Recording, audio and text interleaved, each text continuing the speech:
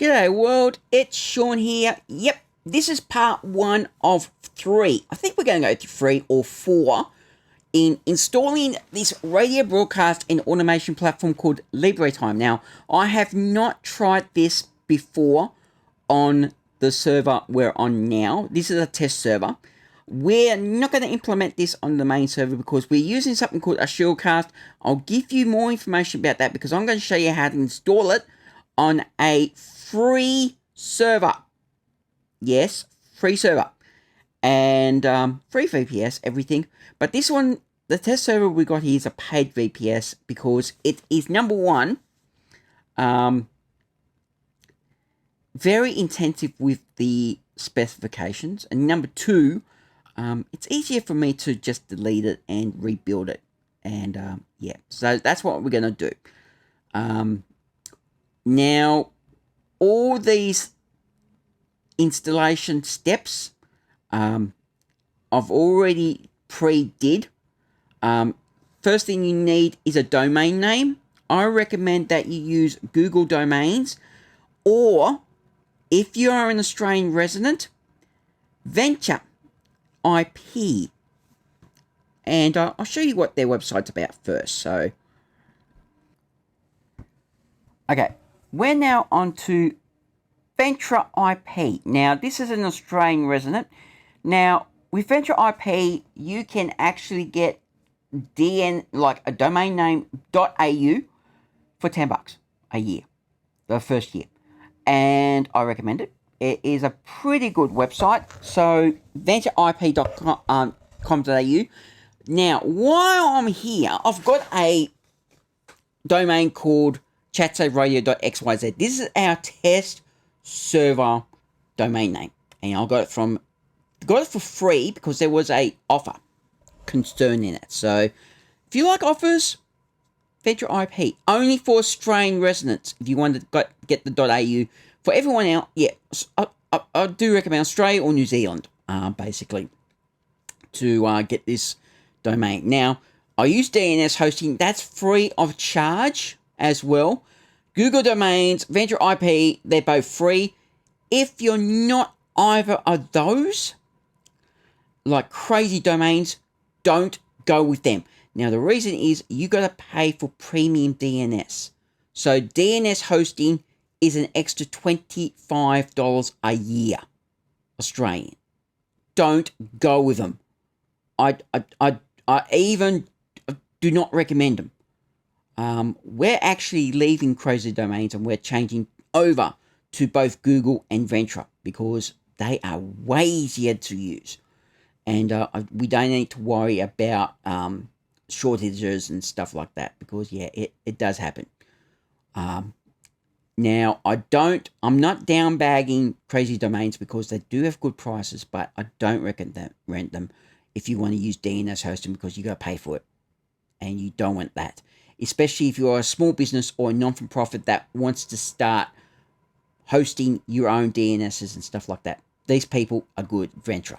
But anyway, let's get on with the alias. You need to do an alias. And that's why we're going to put it on here now. So we're going to do LibreTime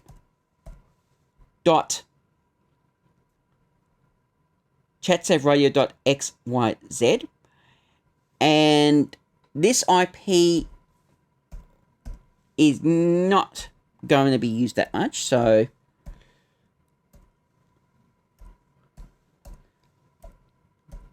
what I'm going to actually blur out that IP address because it's not for you to look at because it is our test server.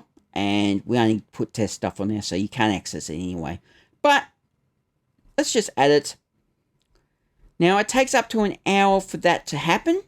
So, by the magic of this, by the end of part 1 or part 3 or 4, we can actually go to that website and show you how it works. But anyway, and that was my little dinner saying that I got an email. But anyway, let's get on with the next part of the video. And that is making the script to install the LibreTime. Okay, we're back to the website. Now, if you want to look at it, this is the page on how to install it. I'll just scroll all the way up to the beginning of this site.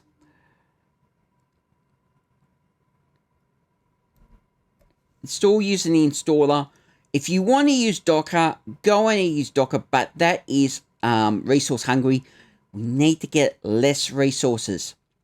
So go directly to the installer. Don't use Docker. If you want to use Docker, easy to use, go right ahead. Instructions are there, and it is right here. Install using Docker. But anyway, let's go on with how to make this LibreTime script and install the program. So let's go with my terminal. As you can see, it is a beta of a program called Terminus. Now, Terminus is free. However, if you want to use the Pro service, which is highly recommended because Terminus Pro, you can actually sync it with all your iOS and Mac OS and Linux and Windows, whatever. Terminus is a good program. I will review that program for you because the beta program I am using now, it is so excellent. Anyway, let's type in nano and install LibreTime.sh. SH means shell, and it's your installation program. So this is Nano, and it is a text editor. Now you can do this on a GUI with Ubuntu or Debian, but this is Ubuntu server, so that means there's no desktop. But you can use your desktop to make this script, or what you could do, I will make this script available on not GitHub, but on the Sean's Tech Talk website. And yes, there will be a website or the YouTube description, and I'll put it there, and you can actually install it yourself, but you got to change your settings. That's all I'm saying. And I will put it as a text file, so you have to save it as an SH. But this is the beginning. Now, if you want to make the script, of course, there is scripting websites you can try and make your script your way. But Network Chuck, like I said, best website ever to help people install that kind of stuff. He is on YouTube. I have put a card up there on the top right hand side to take you to his website, and he does some crazy shit with his amazing skills as a server administrator and a great instructor. And I want to try his tutorials as well, but I'm afraid that I might get lost in his tutorials. So that's why I watch his YouTube videos, because they're pretty good. Anyway, we have got these comments here in hash. Hashtags here are the comments, so you don't have to worry about the comments. You can take them off, or you can put them using the website. But if you want to make it easy for yourself, just go ahead and put in the shell, like the script, and it shows you how to do it. So we're going to start off with installing the essentials and the configure the time, local time, and date for your area. Now, apt is the instruction to get stuff, or upgrade, or update, or install, whatever. You need to use that first. Yeah, -y means you don't need to put the yes prompt. You just install the crap anyway. Install is to install. Build essential, basically it's make C++ or G++ tool compiler unzip, if it's not on there, untar, which is one of them. YQ, I don't know what YQ is. I haven't tried it before, but I am going to look at it with a YouTube video. This is how you do stuff. YouTube videos are the best things to do when you need to install stuff. wget is just downloading the file basically through terminal. GitHub, that's the actual command for it. Unzip, basically it's like WinZip, but it does Linux version. Now the next ones here.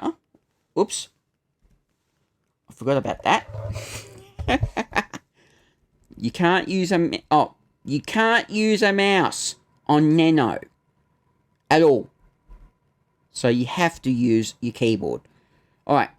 The next one is the time date setting, time date CTL, and tells you to set the time zone to your local time zone. In Australia, it's Australia/Sydney. In the UK, it's UTC for Universal Time. UK, Britain, London, or Europe, London, whatever it is, I can't remember. And then you set the NTP, the Network Time Protocol, which is the time sync, to true. And then you reload it with time date CTL. So that's what's basically the tools about that is. So the next one is to download and unzip LibreTime and take it to the actual directory. So you get wget, which is download that file, which is on the website, libretime.org, or the website I showed you before. And this is the latest version at the time of recording. Then tar, which is the unzip program, a different unzip program. Now, unzip is part of tar as well, but tar is a different unzip. It's like RAR files, where it's exactly the same thing. XVF, it's just untarring stuff, and the file name, and then it will go to the actual file, the directory. Now, the next one is easy, because we're using the installer, we're not using Docker. This is the executable. Execute this file, install. Listen port, which is the port it listens to for the website, which is 8080. So 8080, which is the HTTPS port, and then the website that you're going to use. So http libretime.chatsapradio.xyz. And when that is done, it will automatically reboot. Yes, you do need a reboot. The reason is you need to reboot because the firewall has to re-add itself. So, and if you let it through the firewall in the first place, go ahead. I disabled the firewall. Yeah, I disabled the firewall. All you need to do, UFW disable, and that disables the firewall. Don't do it. If you really want to do it, go ahead. But basically, if you are a sensitive website or a sensitive server, use the firewall. But in my case, I don't need the firewall because this will be destroyed at the end of the tutorial. So don't do it. Don't do it, but do it if you want to use it just once and test it out. Don't do it if you're using this full time. So what you do after that, it is Control X to exit the program. But before you do anything, you click on Y or type Y for yes, and the return or enter key to save the file. Okay. Now, change the mode to executable, CHMOD plus X, and you can with this one, copy and paste the file name. And that's it. Now, to execute the file, you don't use that // you do this. sh space file name. Easy. And all you have to do is press enter, and there's no YQ. Okay, I might have to install something with so the next part I will have to fix, but it doesn't matter because we are now installing LibreTime. Yeah, always check your video recording before recording to see if your commands are a-okay before you do it. So that's a mistake learned, and I will next time get the actual file on how to install YQ. But anyway, it's now installing GPT and everything like that. Now it installs Nginx, which is a web server. There's there's lots of web servers, but there's two main ones. There is Apache, which is what everyone uses. Basic Apache, which is cPanel, as well as others. Or Nginx, which is a little bit lighter. Has a little bit of a kink to it, but it's pretty good. And there is a third one called Lightspeed.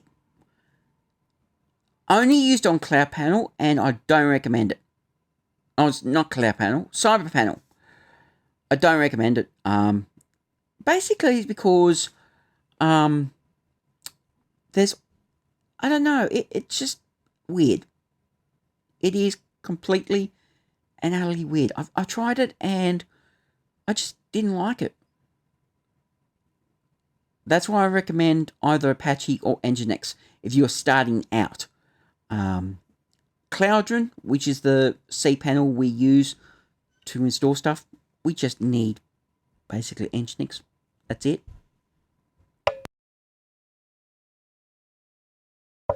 Now it's installing the SQL, which is PostgreSQL. And I'll be back in a sec. I just need to get a drink.